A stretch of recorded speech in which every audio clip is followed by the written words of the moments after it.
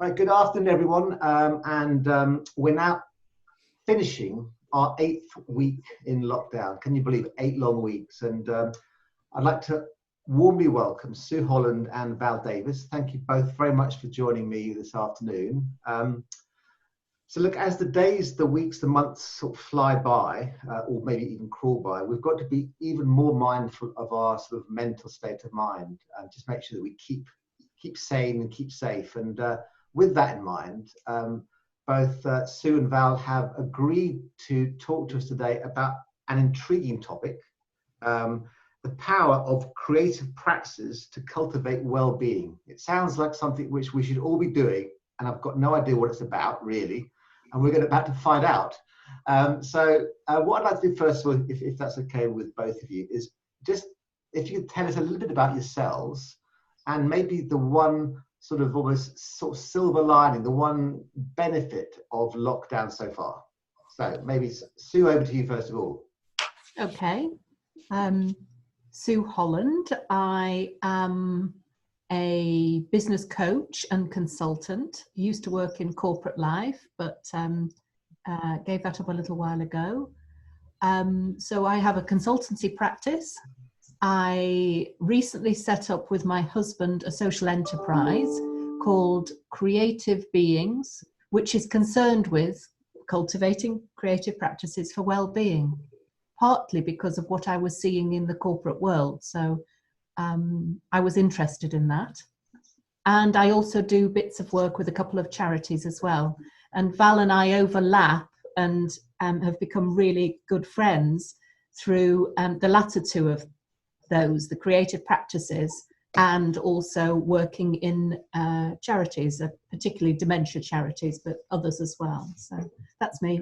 Okay, that's you. And but your highlight, what's been your highlight so far, Sue? Oh, I think my highlight is, I've got lots of highlights, I have to say.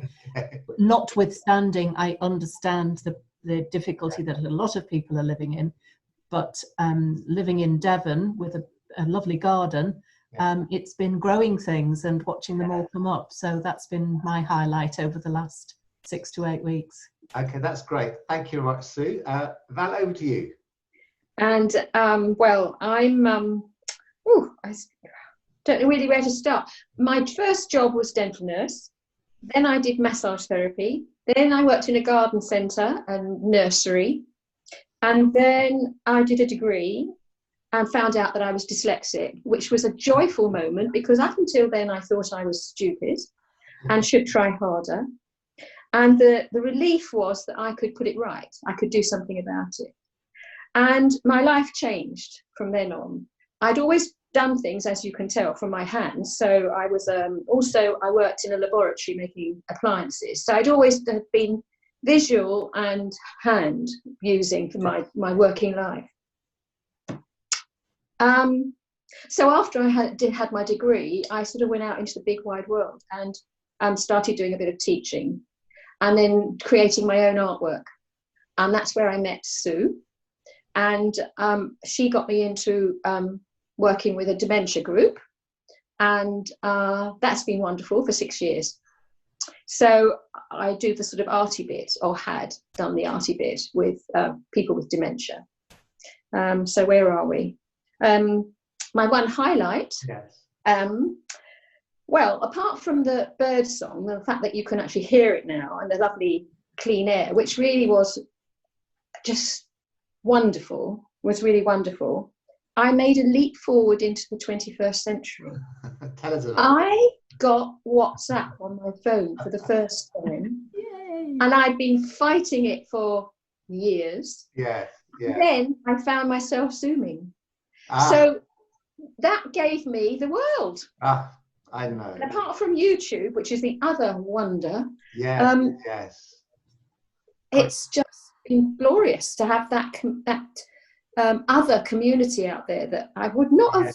Yes. And just before meeting you today, I was WhatsApped by an old friend come tutor, and we've just had a half an hour on Zoom catching up. Now, that would not have happened. I understand that fully. And for my age, that's really quite good. Honestly, really, I mean, I feel the same exactly. I would have classed myself as a digital dinosaur about a month ago, but I think I'm now basically a digital guru. I, I exaggerate, trust me, but I'm making strides though, so we're good. So I feel that's great. So thank you for those great introductions. I feel the creativity already. Okay, so I'm looking forward to hearing what you've got to say about the power of creative practices to cultivate well-being. So reveal all, please do. Okay. Well, if I set just a little bit of context before, shall I, Val, for us to see into? So I think I was curious about how busy people are. That's everybody is usually busy, and there are some generalizations there, and particularly in the corporate world, but also if you think of a busy mum or you think of a busy dad, the to-do list is always the slave driver to our activities. And we tend to work from a part of our brain that gets a lot of fixes from being able to tick things off and do things. But it can also be, as I say, a bit of a slave driver. So we are interested and curious about creative practices that have us experience life in a different way. We experience time in a different way, and we experience being in the present in a different way, because our hands and our bodies are a little bit distracted doing something creative. So there's a lot of other stuff in there, but that would be the backdrop to this. And for me, who was one of those very busy people, not having a practice, I would say, of creative things that I did, then it's been just a whole new world, both working with Val and having my own practices to settle more, I would say. So that's really clear. So Val, do you and for me, well, for me, my creativity started with my parents, really. My father was a carpenter and joiner, and he made things, and my mother made our clothes, and I learnt to do both. But as a kid, as soon as I was let out of the garden, outside the garden, I was creating worlds outside in the fields, stealing my father's tools and making dens in the middle of blackberry bushes, which was hugely difficult. But anyway, so I've always been creative on the side, and always doing, and always curious and exploring, and that's where my creativity comes from, I think, which now is honed more. And one of the things that I still do, which is something or nothing, is this, which is I have a little bag. Yes. And in that little bag is the makings of something or nothing. And that's the creativity of it. I have a piece of plain material, and I have loads of these plain materials. Just like that. It's very small. Yes. And then I stitch just straight lines. Can you see? Yes, I can see that very clearly. So it's like going nowhere, really, except I kind of form a pattern, which ends up like that, which you could say was the finished article. Wow. It ain't the finished article, because it could be anything. Yes. Actually, what happens is they get folded up, placed in a pile, and I start on the next one. This goes on holiday, out to the allotment, in a car, and it's just a good thing for my brain. Yes, I get that. It lets it settle. So while I'm doing this nothing, which doesn't have to go anywhere or be completed, I can think of other, bigger. I love it. So what I like about it already is the fact that something which is very, very portable, something that you can take anywhere, and it doesn't feel like it's got to be a planned activity. No, it isn't. Quite a spontaneous thing that you can do whenever and wherever. Is that right? Yeah, and that stitch could be in rounds or it doesn't have to be any format. And if you broaden that to the idea of, so that one important thing that you've said, Val, is that the process is the important thing. It's not necessarily the output or the outcome. I think a lot of people get hung up on the idea of creativity and think of themselves as not creative, which is not true. Everybody is creative in some way, because they think there has to be something beautiful or finished out of a creative process, and there doesn't. But my big realization about my own creative practice is that I'm very rarely attached to the outcome. I'm nearly always about, I need to do a bit of this in order to settle myself, or in order to allow my brain to do some thinking on a problem that I have. And it's a bit of this thing between the right brain and the left brain. When the left brain, has something to do, it settles it so that the creative right brain can get on with forming solutions, or creating links, or innovating. So this is not just a thing that people, it's not a thing just for people who are anxious or finding things difficult or would be diagnosed with challenges of a mental health nature. It is for everybody. I think I like it already, because we're halfway through this and it feels already super pragmatic and practical. So my question, just putting you on the spot, and you might come onto this, is that what other examples have you got of like equivalents, sort of Val, your little bag? So what other things have you seen that Sue, I can see you're sort of I'm about to reaching. share something with us, but I'm intrigued to know what else. Well, so Val and I run courses together, and one of the things we get people to do is to mess up a drawing book. So to mess it up with ink blotches and bits of paint, and to mess it up so that we don't have the fear of the blank page. So if you can see on here, taking a piece of paper and making ink blotches on it, a bit like one used to do perhaps as a child, and allowing the ink blotches to move where they will, allowing the paper to dry, and then using that as a start point for sketching. And one will tend to find, if you take the bit of paper outside and think, I'm just going to go and do a bit of sketching of something, that the lines will be a really lovely start point for writing words, or for tracing some lines that you can see on the horizon, or doing a portrait, or whatever. So to be clear, you start randomly with stuff, and then just kind of see how it goes from that point of view. Yes, you would starting by making a mess of something means that the controlling part of our brains that wants it to be perfect and doesn't know how to start unless we can form it as perfect, can't get a grapple of it. That part of the brain is not useful to us. So the creative part of our brain will tend to just go with the flow and start to pick up the ideas. Val's gone. Okay, Val's gone. That's fine. Okay, so then Sue, so just to be clear here, is therefore, I mean, the examples you've given so far are both crystal clear. So if we just outline therefore the benefits of this to the outside world, what are the benefits of this? I can see what you're doing, but what are the benefits? Oh, here we go. So talk us. Oh, okay. This. Go on, make a mess of it, Val. Make a mess of it. I love it. Okay. So that's the start point, isn't it? Yes. Okay. Yes. So what are the benefits of this then? So how's it helping?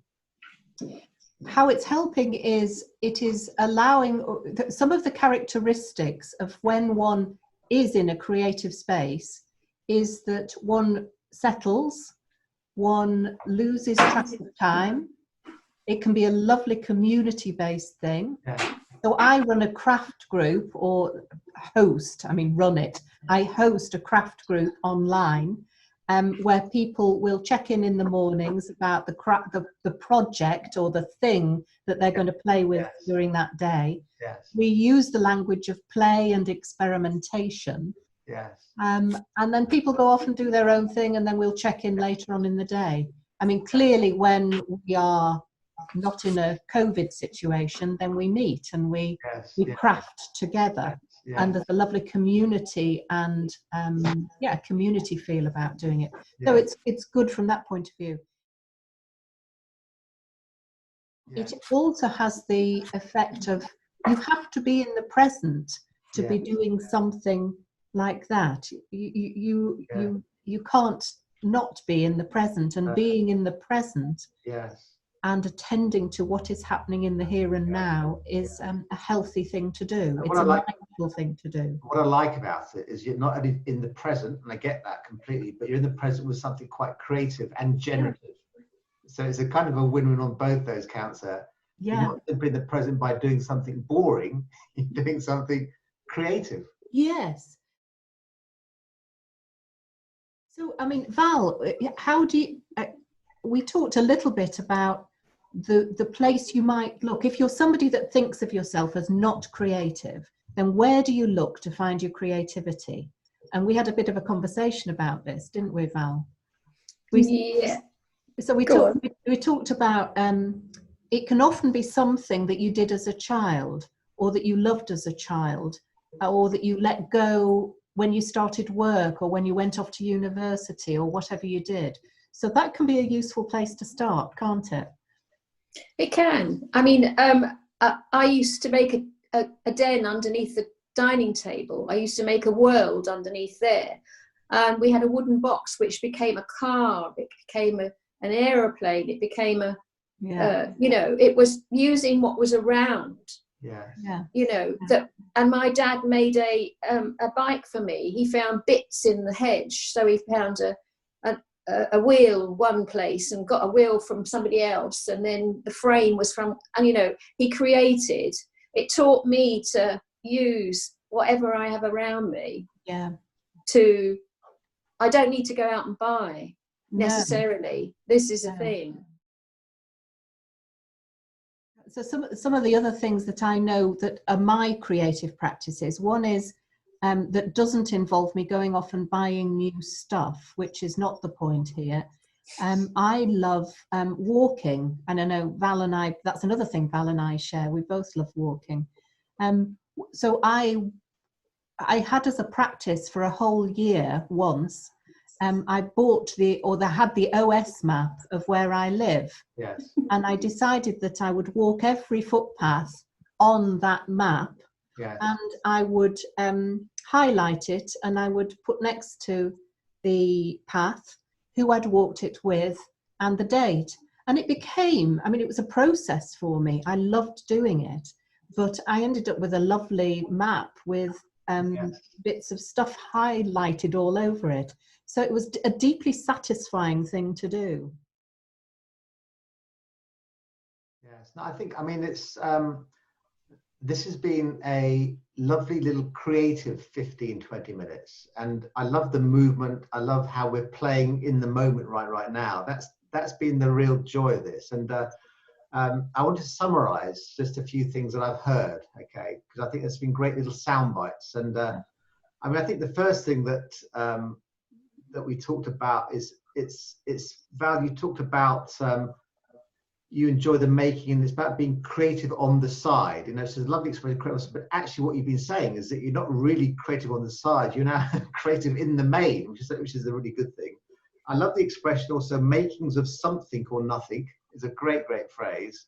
And I think, Sue, it's just the confidence about simply making a mess and starting by making a mess and using that as the start point, I think, is very, very strong. And I think the last thing that you kind of said, which also resonated, is that where we are right now, let's use the resources around us, both outside the house, but also within the house as our start point. And play with that rather than looking for something sort of outside that we've got to go and buy or go in a car and get. So I think that kind of makes complete sense to me. I think that it's really clear what you're saying. I'm now much clearer about the creative practices that you're talking about and how they can cultivate well-being, how the right brain can get fueled and the left brain can dumb down a bit.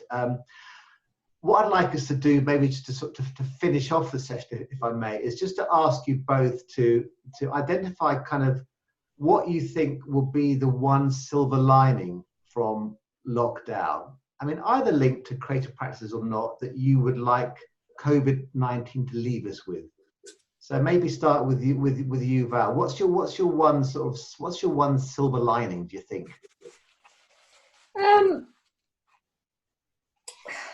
As an older person, I'm hoping to remember the experience of slowing down. My husband died 11 years ago, and ever since he died, I've been on a fill every minute of the day, doing everything and anything that anyone offers me and taking up. This meant that I was in more control in a way, because I couldn't do. Yes. The things that I always did, theatre, going out to dinner, film, I'm hoping that people like me can remember the joy of actually having a bit of peace and a bit of quiet and looking out the window. Yes. And just being resourceful. I don't buy as much. I make do. I have a sort of a peace in the reduction of other things coming into my life. And it would be great if I can remember that. Yes, lovely. Into the future. Crystal clear. That's really clear. Okay, thanks. Sue, what about you? I think there would be a lot of the same for me. I don't think that's just about age, Val. For me, it would be about holding on to the simplicity of life, and that can be a good life, a really good life. Yes. And treading lightly on the earth. I hope that that's still, it feels like all of us are having to tread more lightly on the earth. So the opportunity for the earth to recover feels very possible out of it. No, that's clear. I think what both of you have taught me on this call is that I am a bit of a slave to my to-do lists. And I think I'm going to try this weekend is just to go with the flow a bit. I'm going to play with things around me. I'm going to take a bit of paper and write some random stuff and see where it can go. And I'm going to tell you all about it. So look, listen, Val and Sue, thank you so much for your time this afternoon. It's a Friday. I've got a big smile on my face, as you can see, and you both have as well. Thanks again. Everyone, thank you for listening in. And as always, please, can you keep safe, keep sane, and do keep smiling. Thank you very much.